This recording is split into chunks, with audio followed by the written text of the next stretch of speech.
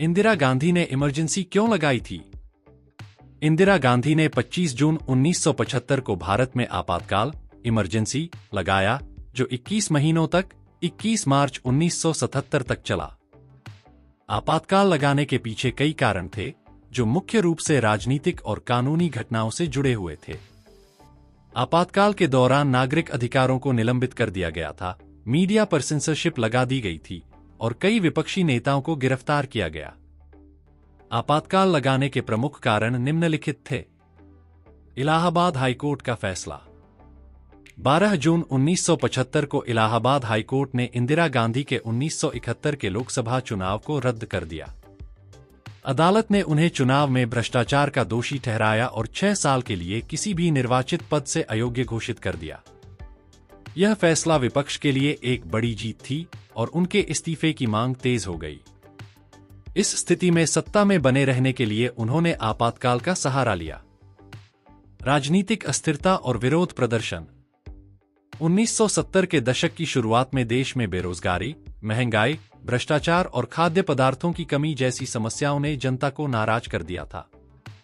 जयप्रकाश नारायण और कई अन्य विपक्षी नेताओं ने सरकार के खिलाफ आंदोलन छेड़ा, जिसे संपूर्ण क्रांति आंदोलन कहा गया। इन आंदोलनों से इंदिरा गांधी की सरकार पर दबाव बढ़ता गया और उन्होंने इसे अस्थिरता का बहाना बनाकर आपातकाल लगाने का निर्णय लिया।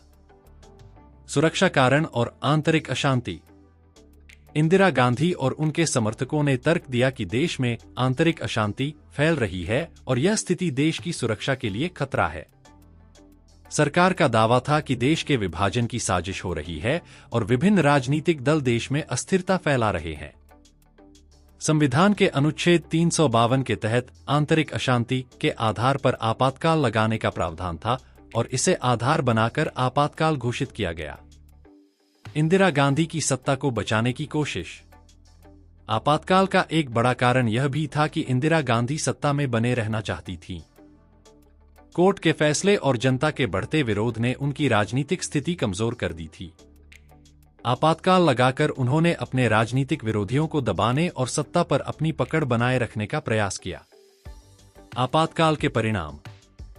आपातकाल के दौरान नागरिक स्वतंत्रताओं और लोकतांत्रिक अधिकारों को निलंबित कर दिया गया। प्रेस पर सख्त सेंसरशिप लगाई गई। कई विपक्षी नेता और कार्यकर्ता गिरफ्तार कर लिए गए। जबरदस्ती नसबंदी जैसे अभियान चलाए गए, जिससे जनता में व्यापक असंतोष पैदा हुआ। आलोचना और प्रभाव। आपातकाल के कारण इंदिरा गांधी की छवि को भारी नुकसान हुआ। आपातकाल के बाद 1977 के चुनावों में जनता पार्टी ने इंदिरा गांधी को भारी मतों से हराया।